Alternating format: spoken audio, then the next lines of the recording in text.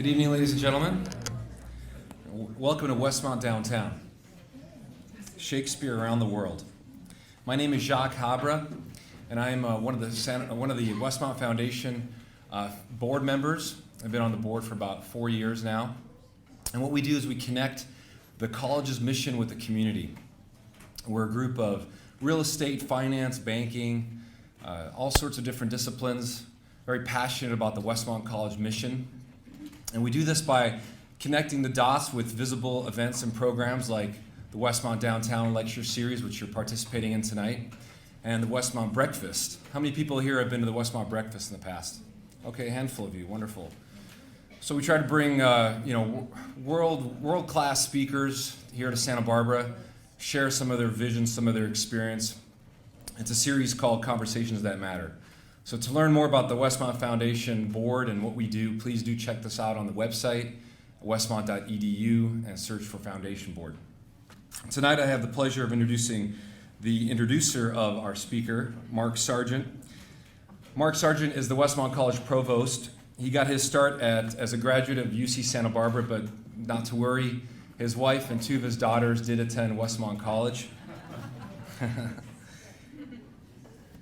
He earned his master's degree and doctorate in English at Claremont Graduate University. And he was also the provost at Gordon College in 1996, as of 1996. He's been with Westmont for 3 years. Another notable recognition is that the Council of Independent Colleges awarded Dr. Sargent with the National Chief Academic Officers Award. So without further ado, please join me in welcoming Dr. Mark Sargent, Westmont College Provost.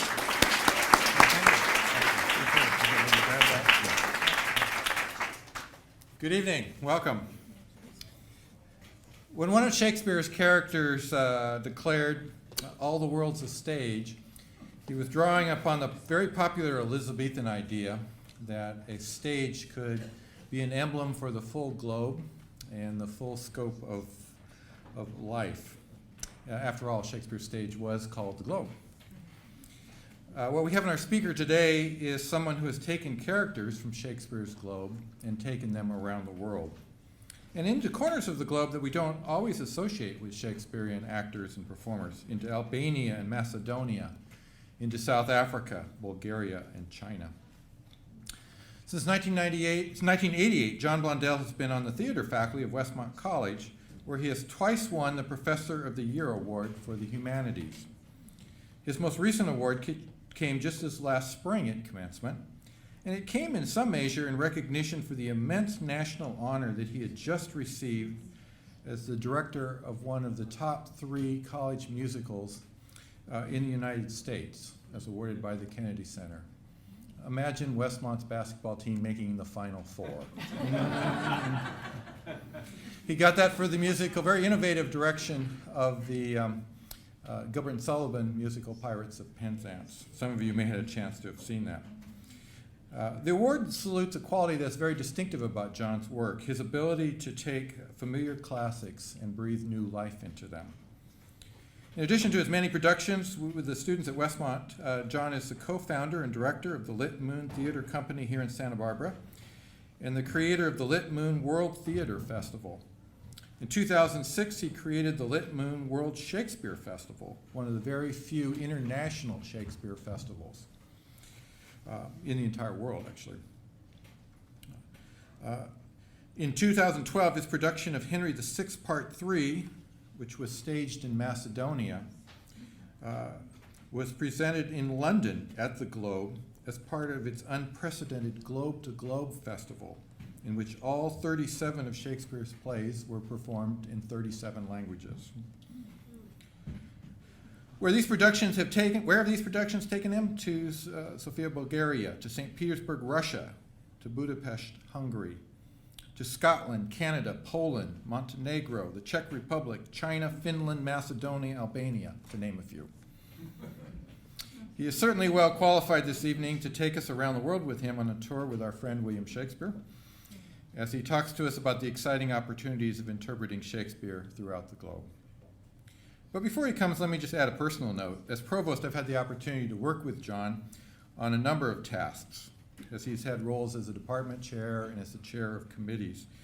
And what is evident there is that many of the skills that make him an excellent director are also apparent in his institutional service. He sees the diverse giftedness in people, in the cast of characters we call the faculty.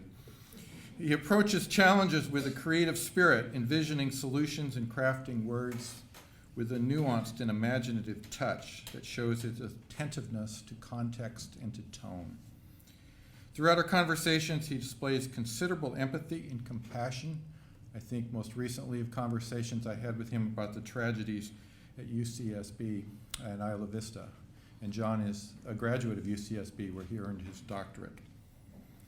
It's all been a good reminder how the arts matter, not only in their capacity to awaken us to the grand themes of Shakespeare's history and tragedy, but also in their ability to cultivate the humane and creative activity in our daily lives. So it's a pleasure for me to introduce to you our colleague, Dr. John Blondell.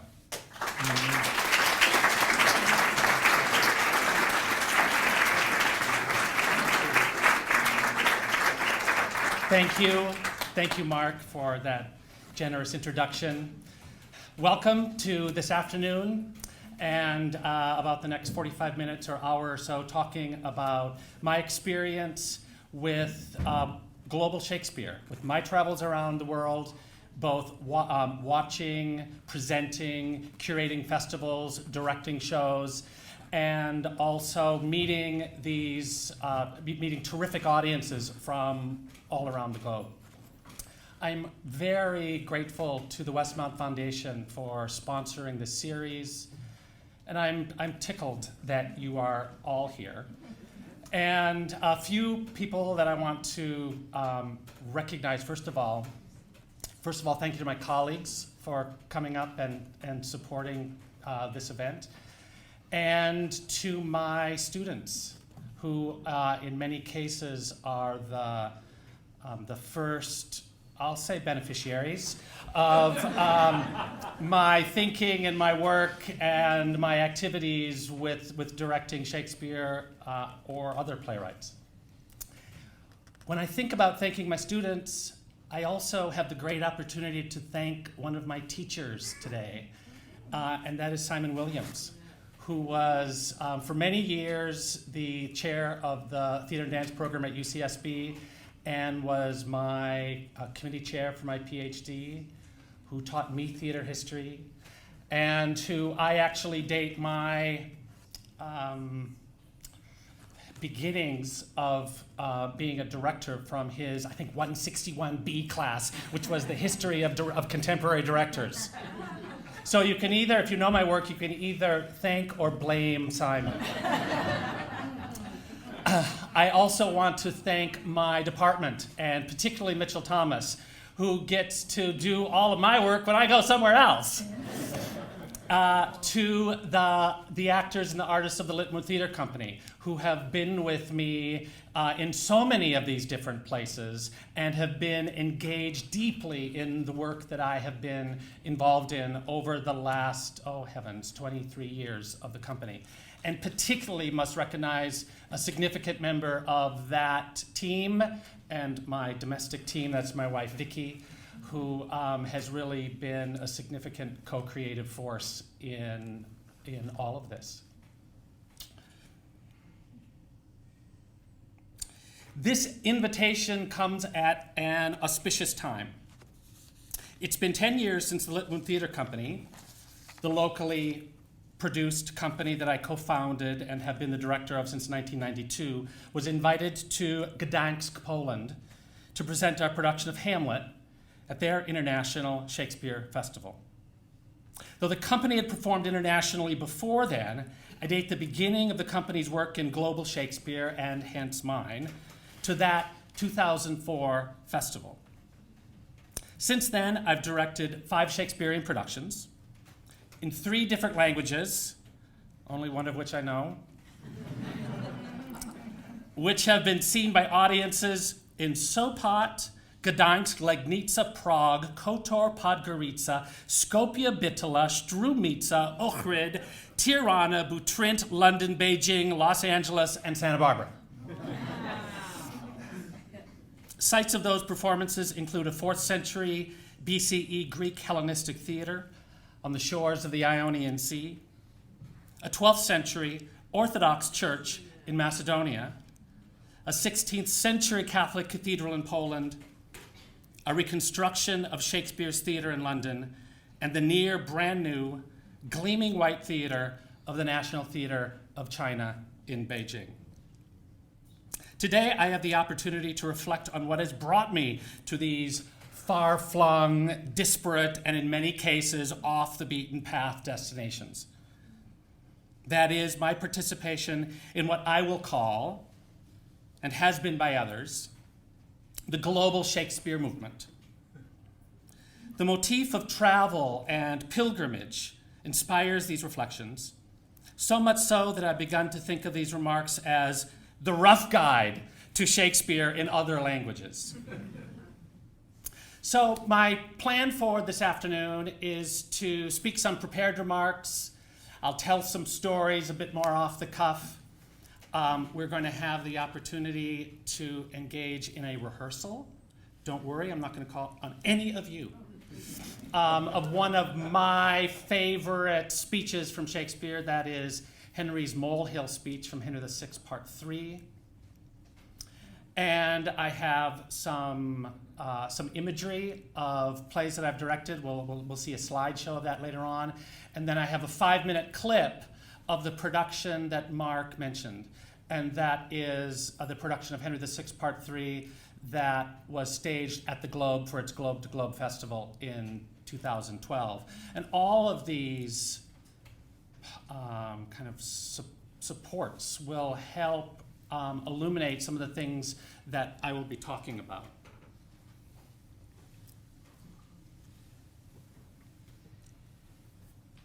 The word pilgrim derives from the Latin pellegrinus, a foreigner or wayfarer who travels to shrines or holy places.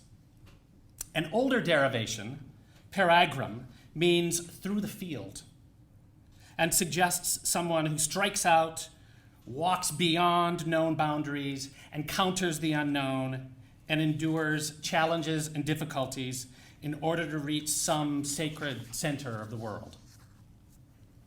Once the destination is reached, an immediate goal might be to experience a vision, hear an oracle, or touch a relic.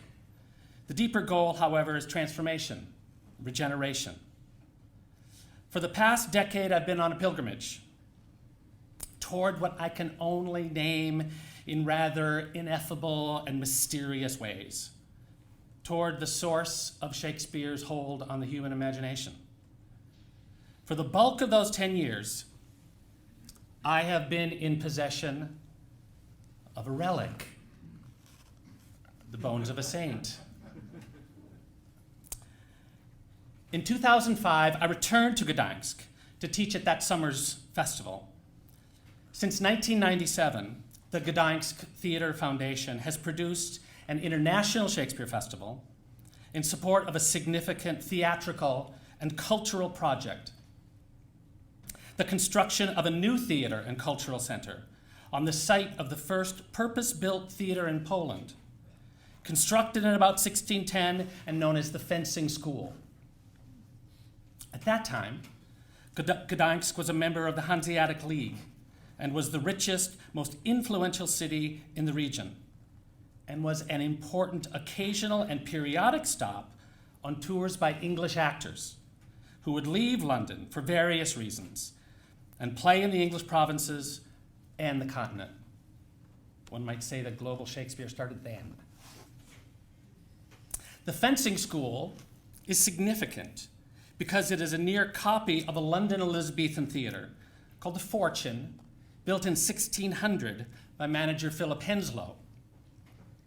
Situated to the north, just outside London city limits, the Fortune was the home theatre for one of the leading actors of the day, Edward Allen, and his company, the Admiral's Men. After they departed their South Bank theatre, the Rose. One of the reasons they left the Rose was because of the competition of the New Globe, which itself had been torn down from the northern suburbs in a theater called the Theater, the timbers brought across the Thames, rebuilt in 1599, and renamed the Globe. Between 1601 and 1612, at least 4 of the Admiral's men, Robert Brown, John Green, Richard Jones, and Richard Ledbetter, toured to Gdansk. According to Jerzy Limon, the preeminent scholar on the English comedians on the continent, these actors likely provided information about London's fortune, which led to the construction of a near copy of that theater in Gdansk, the only known example of an Elizabethan platform stage exported to the continent. Professor Limon is a friend, colleague, university professor, scholar, and impresario who has nearly single-handedly spearheaded the building of a new theater and cultural center using the excavated structures of the old fencing school to create a new theater for Polish and world theater. Following years of struggle, battle with EU authorities, and Herculean effort, the theater opened in August with London's Globe Theatre production of Hamlet, seen in Campbell Hall in 2012, and now, for those of you that don't know, on a literal 2-year world tour, intending to hit every country on the planet. So I don't know what's happening in Africa, but they are right now. Oh, I wish I had known where they are right now before I start that sentence. They are somewhere in time and space, and an audience is seeing them tonight.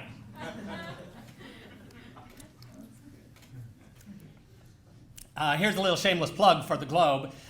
They are in town, will be in town next week, and they play King Lear in Campbell Hall on Thursday night. So there are flyers on the table outside.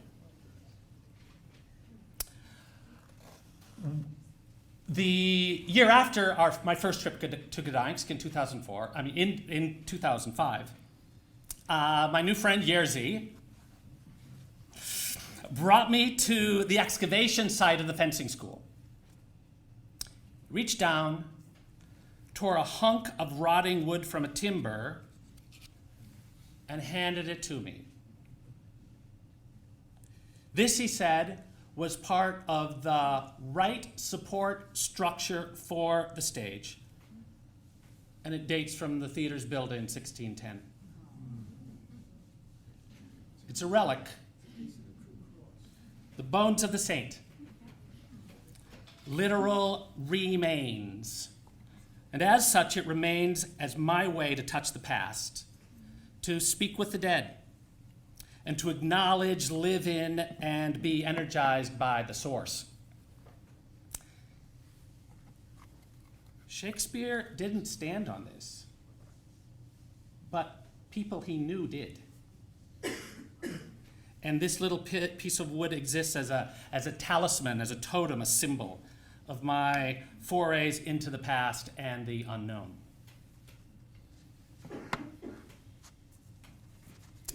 "50 years from now, when the theater history of this period is written, what scholars now call global Shakespeare will comprise a significant part of that narrative.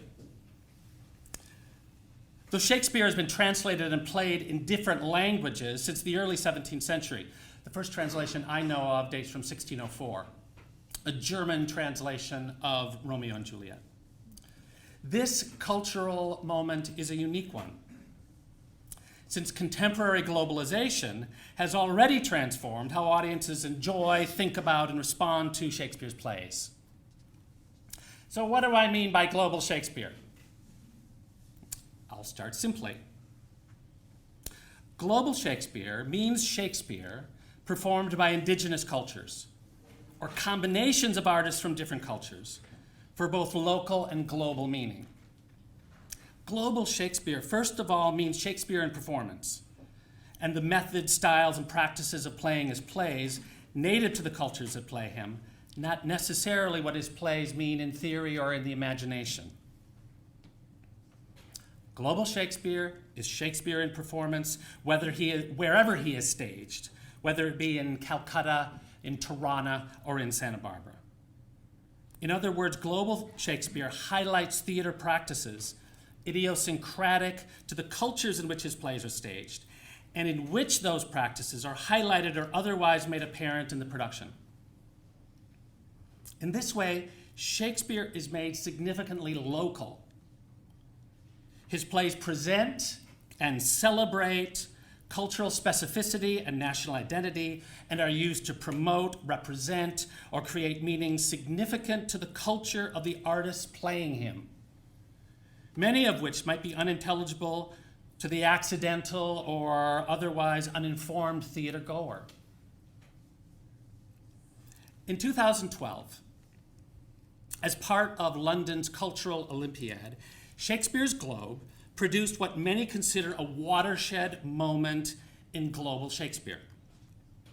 That year, the Globe produced a festival that featured all 37 of Shakespeare's plays, plus his poem Venus and Adonis, staged by 38 different theater companies in 38 different languages over a 6-week period dating from his birthday and ending about June 10th or so. His birthday, April 23rd, I think? I was fortunate, blessed, to direct one of the productions, Henry VI Part 3, as part of the so-called Balkan trilogy of the Henry VI plays played by the national theaters of Serbia, Albania, and Bitola, Macedonia. When Tom Bird, artistic director of what became known as the Globe to Globe Festival, sent a series of best practices for the festival and playing at the Globe, he asked us to make a production that was light on its feet, to use the Globe as scenery, and to use a great deal of music, costumes, and movement, which I took to mean, as did many other directors, cultural and artistic practices local to the communities developing the productions. When we will show a clip, and we will see some of the ways that the locality of Macedonia and certain cultural manifestations were used directly in the staging of the play. Last year, a wonderful artifact of that festival was finally published and includes reviews of every show presented at the festival. Here are 3 quick examples, all of which highlight the principles of global Shakespeare I've been discussing. First, from a review by Malcolm Cox. The Isango Ensemble from Cape Town, South Africa, kicked off the Globe to Globe Festival with a glorious interpretation of Shakespeare's epic poem Venus and Adonis that left the audience grinning from sheer exhilaration. The compelling story of desire, power, attempted seduction, and loss unfolds through a seamless medley of song, dance, and music, drawing on elements from Western operatic traditions, South African a cappella, and contemporary pop music. This was Shakespeare with marimbas, drums, beatboxing, hand clapping, whistles, and improvised instruments I can't even name. An all-black cast on the Globe stage in a multilingual production incorporating 6 of the 9 major South African languages. This was Shakespeare like never before. Second, a review by Christine Dybkowski. Even to the uninitiated, it was immediately apparent that the production, The Tempest, would be a celebration of Bangla culture. The front of the stage was set with vividly painted boxes arranged in a multi-level circle, their fronts decorated, ranging from ships to horses to a dinosaur, and their sides with floral patterns. A helpful member of the audience told me they resembled the folk art paintings seen on rickshaws, particularly in Dhaka. Finally, from a review by Sasha Dunjerovich, Blondell's Part 3 was generally considered by many commentators the most interesting of the Henry trilogy. I had to say it. And it has been praised for its modern interpretations of the battle scenes. The palette of blue costume, accentuated with bursts of color that drew attention to the particular emotional state of a character, worked especially well. These costumes were inspired by a hybrid representation of military uniforms and the Macedonian national costume. And to be a little bit more specific, the Macedonian national costume plus actual garments from the former military of the former Yugoslavia. So it wasn't just Macedonia, it was actually more largely global, and actually, envisioned a kind of wholeness to that region that has been since broken up because of the Balkan Wars in the 90s. Fascinating. Were subtly accentuated with color and with such details as Queen Margaret's red stiletto shoes or a brooch that distinguished whether a character belonged to the House of York or Lancaster. Imaginative and highly symbolic use of music and dance with live drumming was particularly effective. For example, a dance using sticks, you'll see it, represented one of the numerous battle scenes. Like the Albanian production, the Bitola performance used the national drum, the gok, located center stage. These productions, however, can't remain local or they would never be global. Productions become global when they travel, move throughout the world, become part of a global marketplace, and are used as cultural capital, as currency that validates identity on the world stage. Global Shakespeare substantiates Stephen Greenblatt's idea where the circulation of social energy makes new intellectual, aesthetic, and political products by the flow of social energies between cultures. The meanings of Shakespeare's plays in the global age are not universal, essential, and Anglo or Eurocentric, at least not anymore. But they are flexible, multilingual, and multicultural. Shakespeare is not singular, but plural. He is a they. Shakespeare's not Shakespeare. I have a quick example of this. When the Macedonian Henry VI, Part 3, played in London at the Globe to Globe Festival, it was the first time that the play appeared at any of London's Globe theaters, either the Elizabethan Jacobean Theatre, built Bankside in 1999 and existing until about 1643, or its contemporary facsimile built in the 1990s. Interestingly, the early performances of that play were actually at the Rose Theatre, Edward Allen and the Admiral's Men's Theatre, before they then left the Rose and moved to the Fortune. Later, following the Globe to Globe Festival, the Globe produced its own production of the Henry VI trilogy in 2013. But when Henry VI Part 3 took the Globe stage on the afternoon of May 12th, 2012, it was a Saturday. It was a premiere for any Globe audience. And the language of that premiere was Macedonian, a source of tremendous pride and nationalistic identity for the members of the theater. The Macedonian audience in attendance, and remarked upon to me by the Minister of Culture. Here on the Globe stage, Macedonia was not only part of the world, but it was also part of Europe. Since because of contemporary European politics and economic realities, Macedonia has yet to be invited to join the European Union. Global Shakespeare productions are hybrids. Fusions of cultures, performance methods, and approaches which refashion Shakespeare's plays and create new meanings. As a personal example, when I work in the Balkans, and this coming summer I'll direct my third play for the National Theatre of Macedonia in Bitola, when I direct Antony and Cleopatra. I've also directed at the National Theatre of Albania. One of the things that I bring to the table is, we might say, a more Anglo-American way of playing the material, in which the material is played at a clip. If you go to see the Lear on Thursday night, you will see and hear that Shakespeare played quickly, played fast, played with a great deal of verb and vibrancy. I encourage the actors to think and speak at the same time, to coin what they want to say in the moment of speaking it. This is not Balkan. It's not Macedonian, it's not Albanian. They come from a completely different kind of tradition where actually which is much more reflective they like to pause a lot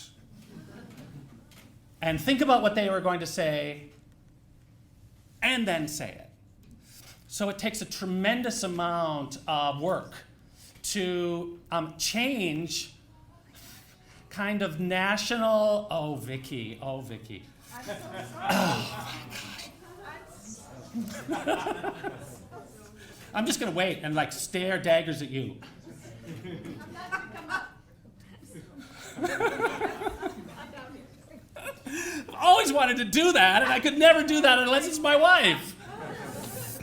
So what I need to do in that circumstance is start to marry certain kinds of traditions, is to take the unique performative energies that those actors have as actors and as people that come from that part of the world, and then bring something new to them.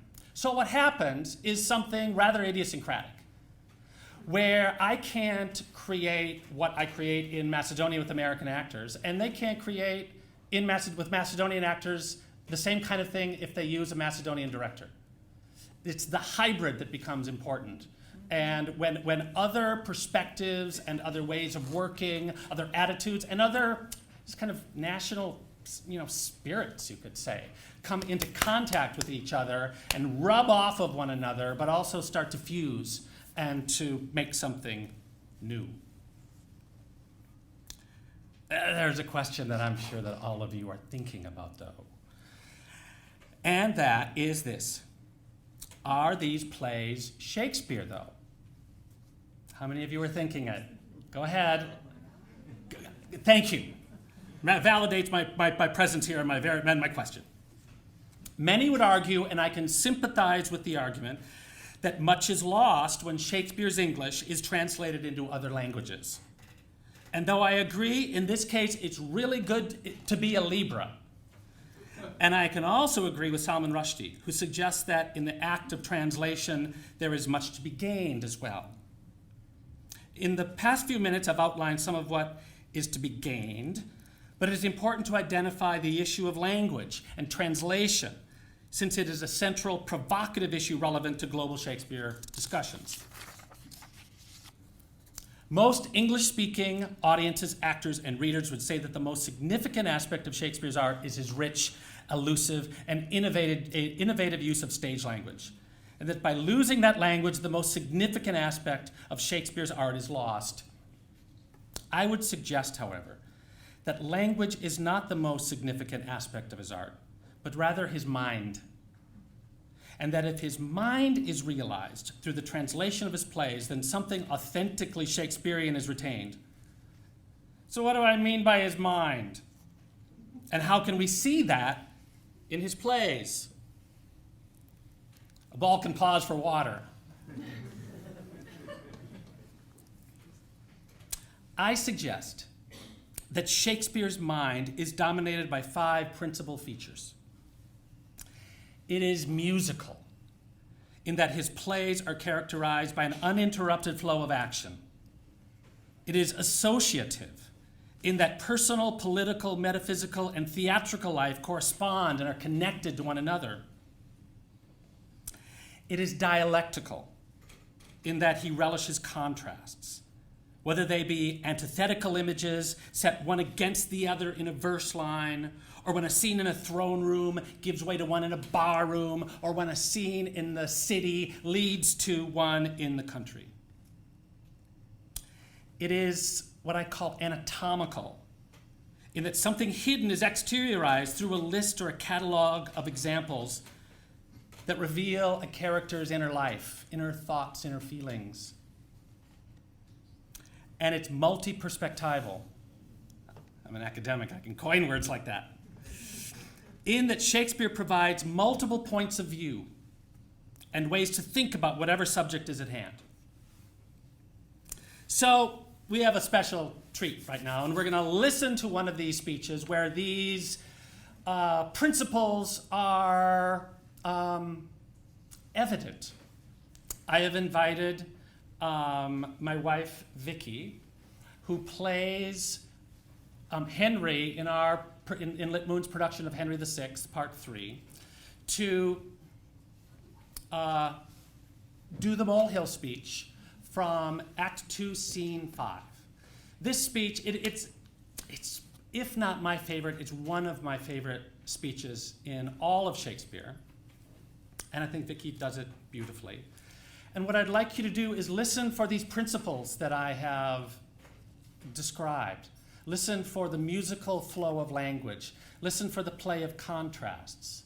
Listen for the way that he creates associations and correspondences between the world of Henry's inner thoughts and feelings, the natural world of nighttime and daylight, and the crashing of waves and sea, and how that relates to this particular moment. This particular moment is historically related to the Battle of Towton. Battle of Towton, 1451, I think. I think it was either Palm Sunday or Easter Sunday. And this battle is generally agreed upon to be the bloodiest battle ever to occur on English soil. It's estimated that 36,000 men died that day in a battle, the Battle of Towton, between the Yorkist army and the Lancaster army. So, as Vicky and I were working on this, we decided that instead of kind of presenting this as a finished speech, we're going to do just a little mini rehearsal. We're only going to do it once, but I'm going to suggest a couple of things to Vicky, and suggest that you, as I talked before, discover the speech in the moment that you're saying it, to play the contrasts but don't luxuriate in them. And here is an audience, so speak to them. One of the things that Dominic Dromgoole, the artistic director of the Globe, says is that he kind of refashions what we seem to know or seem to understand as what a soliloquy is. We think of a Shakespearean soliloquy as where a character speaks to him or herself. And Dominic says nobody speaks to yourself on the Globe stage. You always speak to people.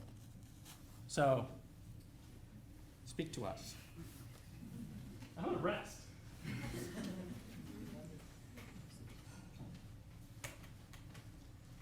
Now fares this battle like to the morning's war, when dying clouds contend with growing light.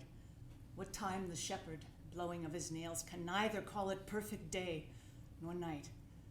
Now sways it this way like a mighty sea, forced by the tide to combat with the wind. Now sways it that way like the self-same sea, forced to retire by fury of the wind. Sometimes the flood prevails and then the wind. Now one the better, then another best, both tugging to be victors breast to breast, but neither conqueror nor conquered. Such is the equal poise of this fell war. Here, on this molehill will I sit me down. To whom God will, there be the victory. Oh God, methinks it were a happy life to be no better than a homely swain, to sit on a hill as I do now, to carve out dials quaintly, point by point, thereby to see the minutes how they run, how many makes the hour full complete, how many hours will bring about the day, how many days will finish up the year, how many years a mortal man may live. When this is done, then to divide the times. So many hours must I tend my flock. So many hours must I take my rest. So many hours must I contemplate. So many hours must I sport myself. So many days my ewes have been with young. So many years ere I shall shear the fleece. So minutes, hours, days, months, and years passed over to the end they were created would bring white hairs unto a quiet grave. What a life were this. How sweet, how lovely. Gives not the hawthorn bush a sweeter shade to shepherds looking on their seely sheep than doth a rich embroidered canopy to kings that fear their subjects' treachery? Oh, yes, it doth, 1,000-fold it doth. And to conclude, the shepherd's homely curds, his cold, thin drink out of his leather bottle, his wonted sleep under a fresh tree's shade, all which secure and sweetly he enjoys are far beyond a prince's delicates. His viands sparkling in a golden cup, his body couched in a curious bed, when care, mistrust, and treason wait on him.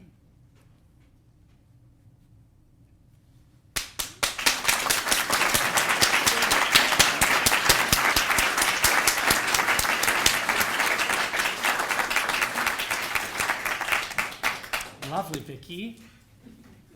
That was terrific. I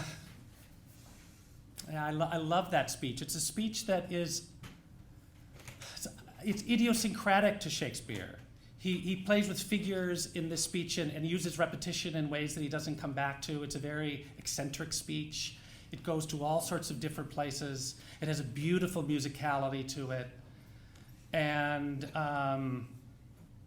one of the reasons why I liked working on this early play by Shakespeare, 1594, was that you can see in this play and in the other Henry plays that comprise that trilogy of the Henry VI plays, that he's learning how to become a playwright. And he certainly becomes a better playwright as he develops. But he learns how to be a tragic writer. He learns how to fuse ideas together and to not only create drama that has a great flow of action, but also wherein character and language are unified, and that the language is expressing the inner life of the characters at all moments of the play. And I think you beautifully called out or captured the music and the contrasts, and thank you.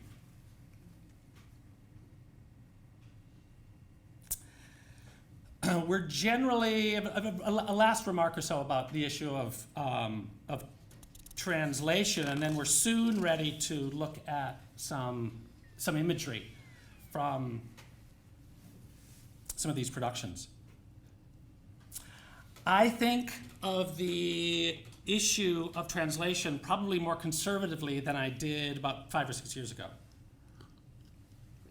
I think that if a translator attends to what I've identified above, that if a translation is characterized by how, as I describe, Shakespeare's mind works, then I think the translator goes a long way toward creating something authentically Shakespearean. I also think that if they ignore or otherwise don't account for this mind, then I think that the translation is simply inspired or otherwise informed by the work, stories, and characters of Shakespeare. I also think that as far as I'm concerned, both are okay, valid, and have a place in contemporary world theater. Now, there are many more things to discuss about translation.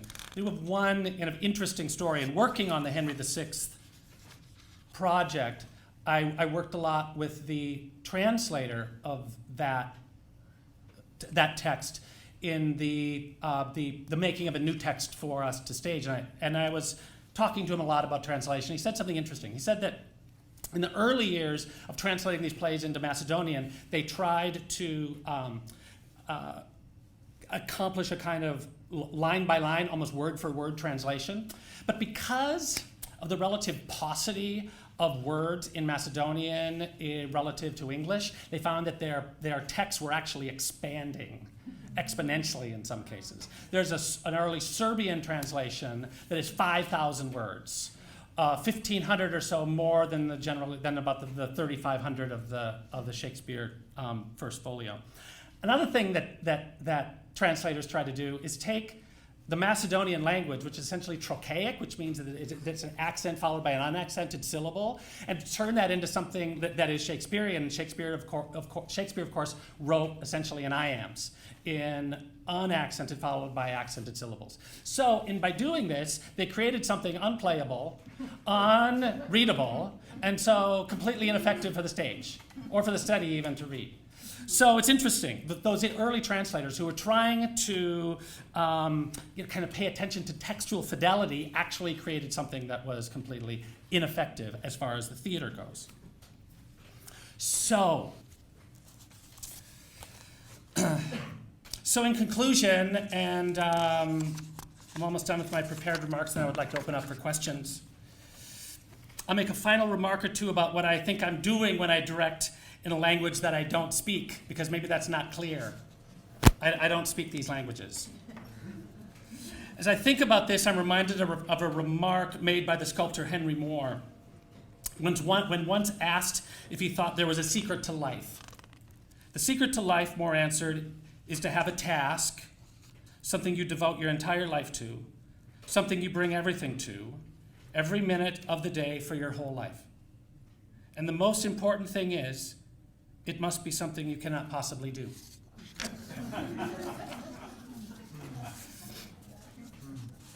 As Moore seemed to suggest, I don't really know how to direct in other languages. But I do enter into a rehearsal room and start doing it.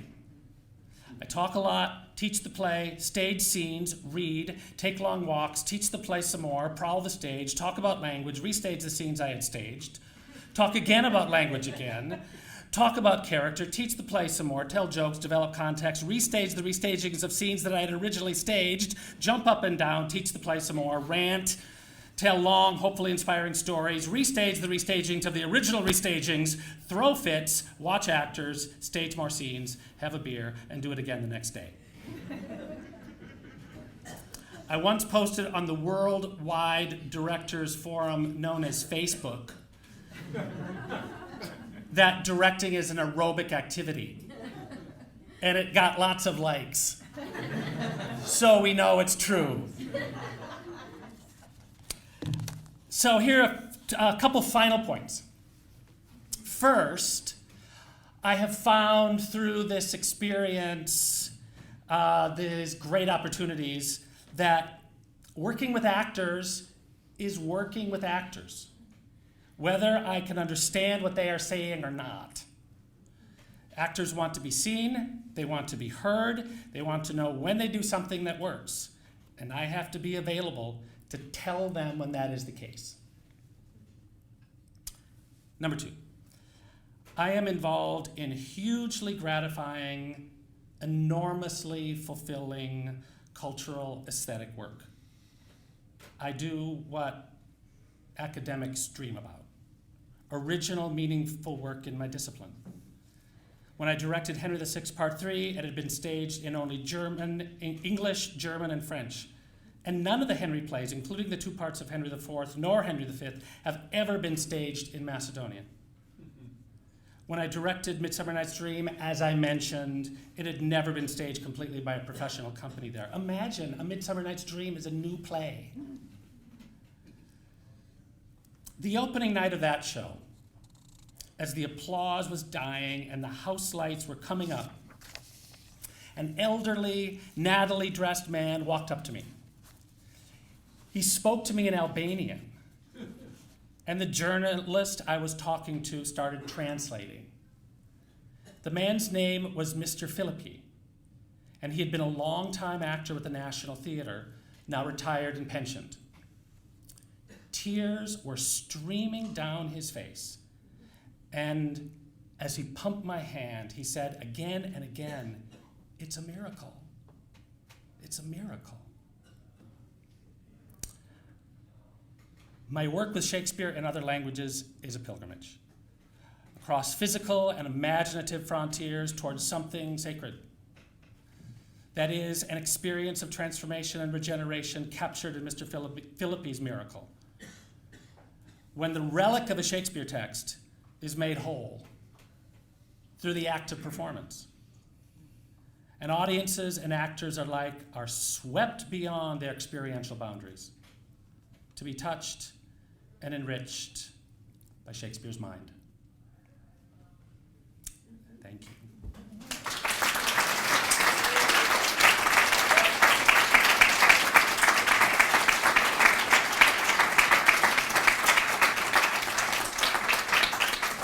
I would be happy to answer any questions you have. I know some people are going to be leaving, some people have a rehearsal, so I'm yours. Yes? In looking at that play in Macedonian, I felt like I was looking at an opera and needed the translation in English, since if I'm one of those who don't know the story. Are you up against that, or should I not even want that? No, that's a very good question, and that is dealt with in a variety of ways. At some festivals do line by line titles. So when we perform in Gdańsk, we usually perform with line by line titles. We played Hamlet there, and we played Richard II there.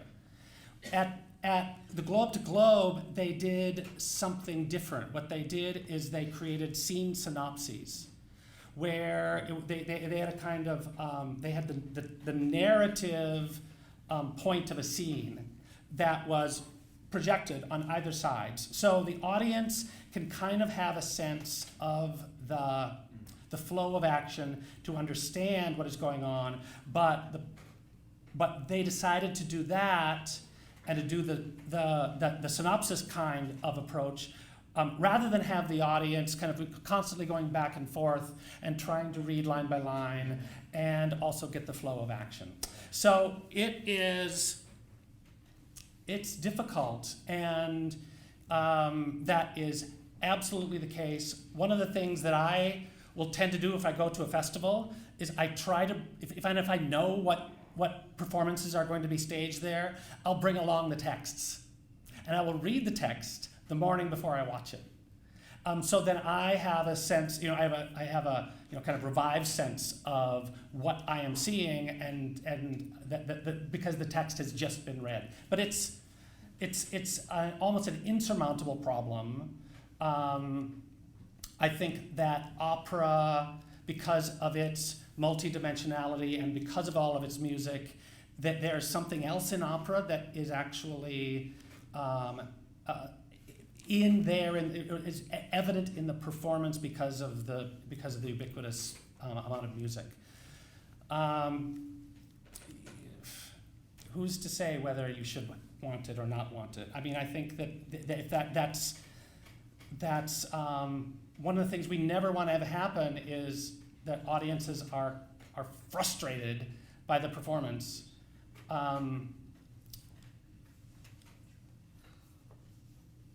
But what I would say for me, and I certainly come to the ends of some festivals and I say, oh, please give me a play in English. But part of what I watch is the way that the actors work, the flow of the stage space, the sound of the language. One of the things that I ask the Macedonians to do as we work, or the Albanians, is that I say as a rehearsal technique, teach me your language. I want you to speak the language in a way that you want me to hear it. I want to hear all parts of it. I want to hear the arrangement of vowels and consonants, and I want to hear what phrases sound like, so that it's something that I will remember.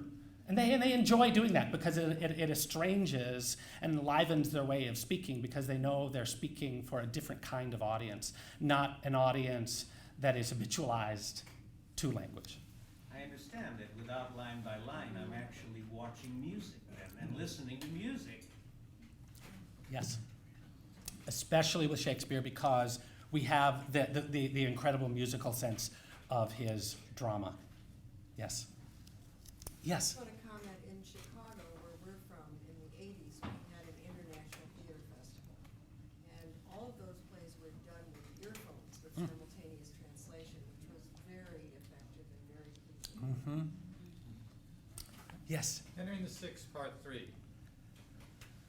Why did you choose that play, or was that chosen by the Globe for you? That's a very good question. I'll try to give the short answer. The question is why Henry VI Part 3? Did I choose it or did the Globe choose it?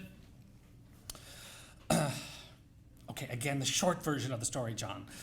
In 2011, I met Dominic Dromgoole when he was in town here. And he told me that he was doing this festival, and I said, well, when it comes time, I have a number of friends who live in Europe and Asia who would love to be involved. And then, so I started recommending directors, and so all my friends were getting to do this, and all I was being was a recommender. And so finally, I said to the festival director in one of my emails, I said, well, there's a director in America who I know would love to do this. So this went on for many, many months. And then one day, Tom Bird contacted me and said, this is what we think we want to do with the Henry VI plays, because they didn't know what they wanted to do.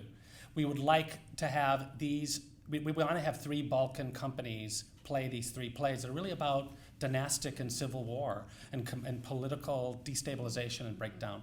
So to have those staged by Balkan companies that had been the site of that for, well, in various guises for so many centuries, the most recent time in the 90s, that was something that they wanted. They knew that I work in Bitola in Macedonia. And Tom said, would you like to do one of them or maybe all 3 of them? And I decided I want to stay married, so I'll do one of them. And so then I quickly, and I hadn't read Henry VI, any of them since graduate school. So I went home, I read it, I liked 3 the best. I said, I want to do 3. And so they said, okay. So that's how that developed. It really came as an invitation and as part of a commission. And then I contacted my colleagues in Bitola, lickety-split, and said, we have this opportunity, let's do it. Yes? How would you direct differently if you were at the Blackfriars versus the Globe? That's a terrific question. The Blackfriars was a much smaller theater. In fact, the Globe has just built a new theater that kind of is reminiscent of the size of the Blackfriars. I mean, it is tiny, tiny, tiny, tiny. I haven't been in it yet, but I've seen some pictures. So it's interesting you say that, because I'm thinking in this production of Antony and Cleopatra that I'm preparing, I'm thinking of staging it in a chamber way reminiscent of the Blackfriars. So what the Blackfriars would do, a small space, the small space would make a production that is probably more, it can be more psychological, it can be quieter, it can be nuanced. It would be maybe a play that is not dependent on lots of intense stage action, but is maybe more has more narrative complexities.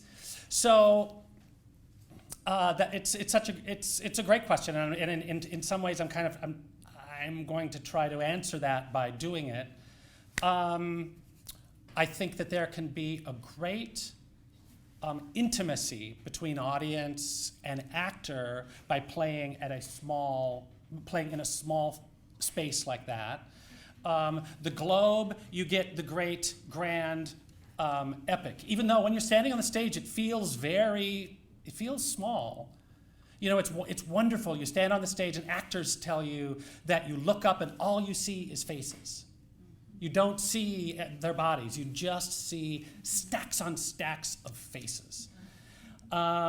Nevertheless, on the Globe stage, and it's one of the things that we really tried to highlight in the performance, is in that play, in the Henry VI play, and in those early history plays, there's a tremendous sweep of action, and a scene will sweep on stage, and then things will happen, and then they sweep off, and another thing sweeps on, and you get the sense of concentrated, compact history that is being vividly portrayed on that stage. And so it has all sorts of great opportunities for that kind of theatricality. The Blackfriars, a smaller theater, quieter, more nuanced, more maybe plainly spoken, not maybe so kind of I won't say declaim, but as far as a little more natural attention to speech, however. So those are a couple of things. Yes. Can you say, since you don't know the language, and do the actors speak English? Great question. The actors do speak English. The working language in the rehearsal room is English. In both cases, Albania and Macedonia, there were a couple of actors who did not know any English, so then they would be translated. Usually other actors would translate.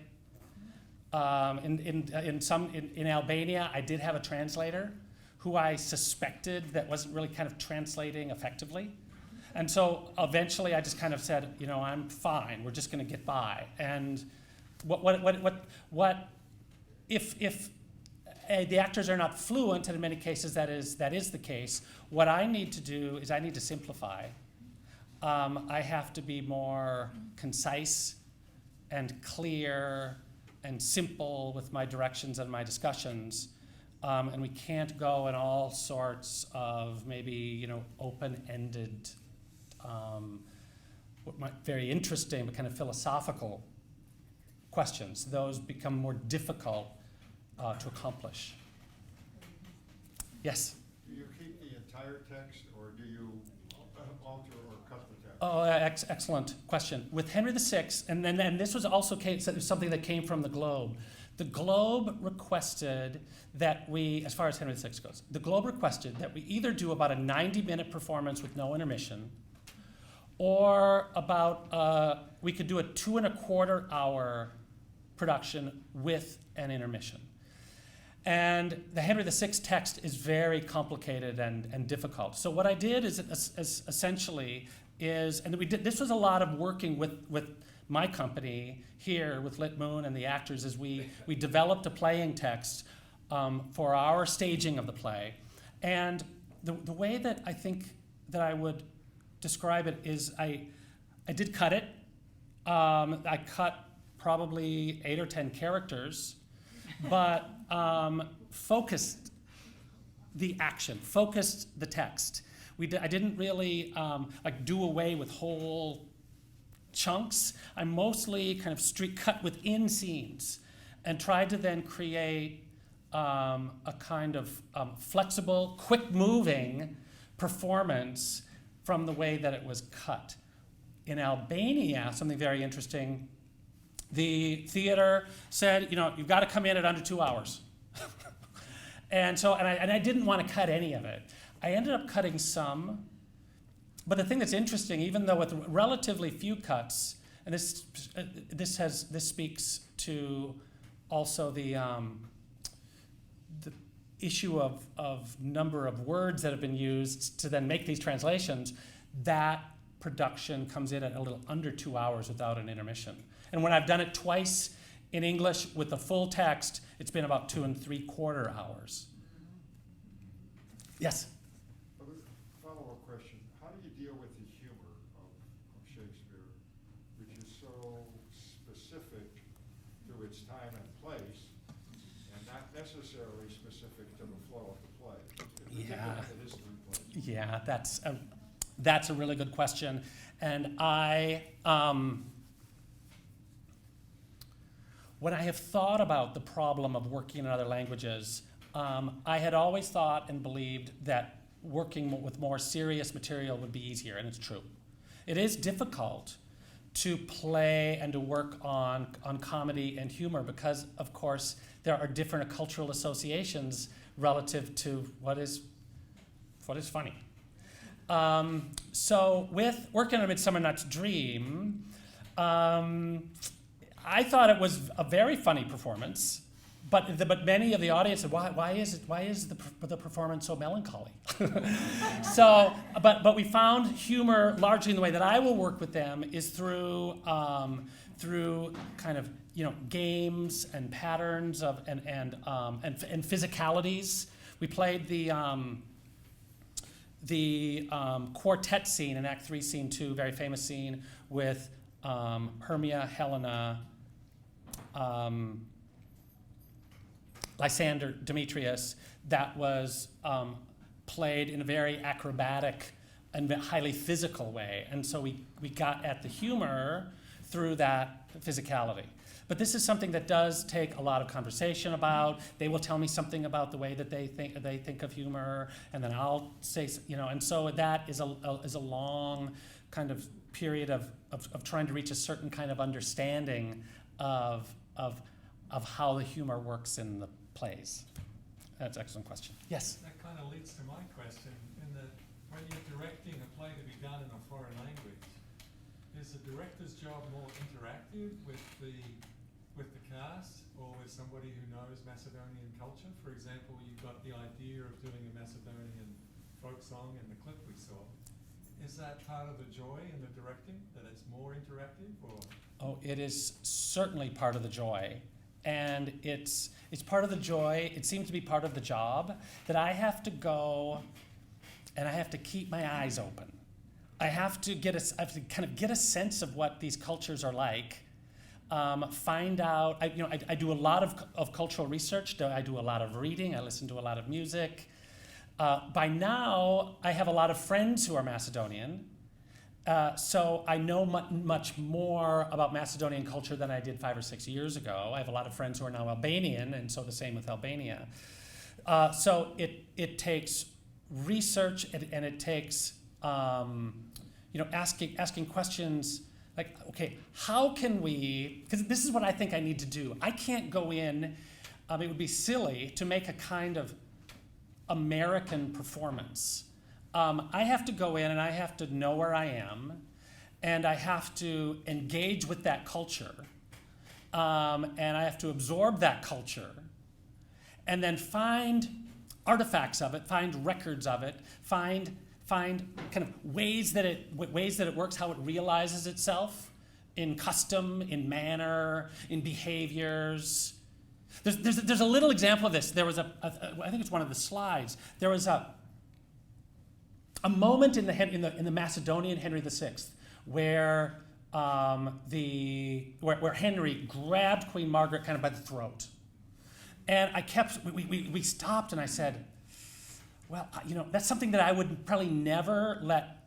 It just didn't feel. If I thought about using with my actors, it wouldn't feel right. But somehow that felt right for that culture. I said, this feels Balkan. And he said, you're right. It is.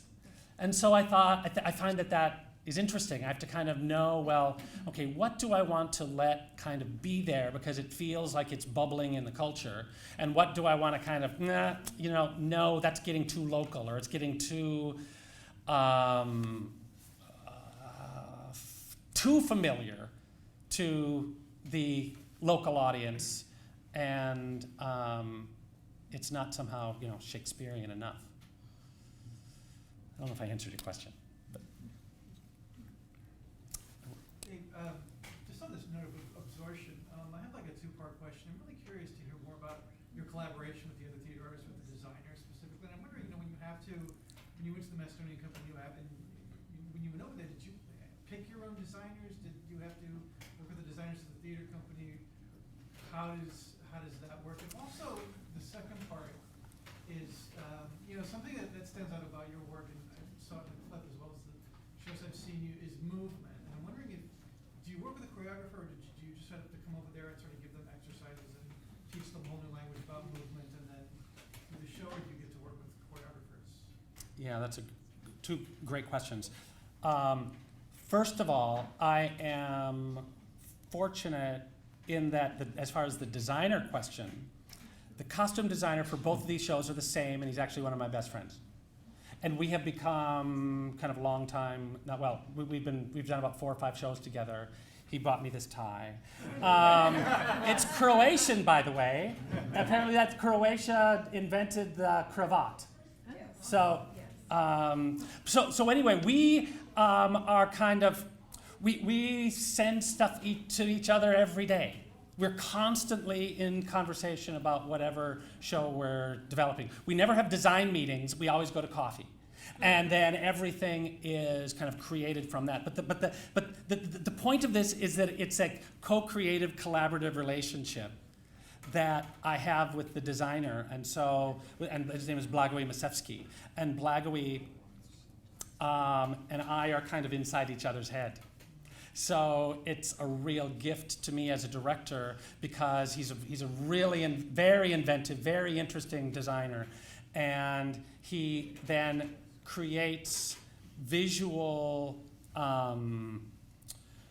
he makes visual decisions that really makes what staging I do kind of pop, I think. And so that's, I think, one thing that you'll find probably with a lot of directors who have worked long enough is they have longtime collaborators who are designers that they return to again and again and again.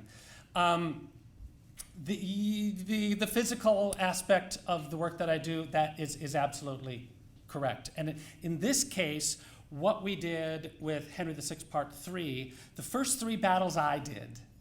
The 4th battle, there was a choreographer came and really did. And then the choreographer came, and with the battles that I did, she kind of heightened some things, fixed some things, cleaned some things, amplified things, pushed some things in different directions. But I think I'll invoke Brecht in this moment and say that that I agree with him that staging is meaning. And so I try to stage a play so that it has a certain kind of meaning, irrespective of the language. And it's actually something, well, not always irrespective of the language. In many cases, the language and the staging really work hand in glove, but the staging tells a story, that it's not just there to kind of supplement or support the text, but it is an important element of the performance that is always working in relationship and hand in glove with the text. And that's, I mean, I think, frankly, it's probably one of the reasons why I also get invited to these places, because I have that kind of sensibility towards activity on the stage that is physical and that will then fuse with the dramatic texts. Yes? I have a suggestion for you. Given particularly what you're trying to do, I think you need a video person to record you in rehearsal, because the interaction between the voices, the staging, and everything you're talking about is the creative mutual translation going on. And I think that if that could be edited to some scenes of how you are being affected, as well as the effect you're having in these different languages, would be very exciting. That's a wonderful example, a wonderful suggestion. Thank you. Maybe one more. Or maybe we've already had our one more. Thank you so much. Thank you for coming.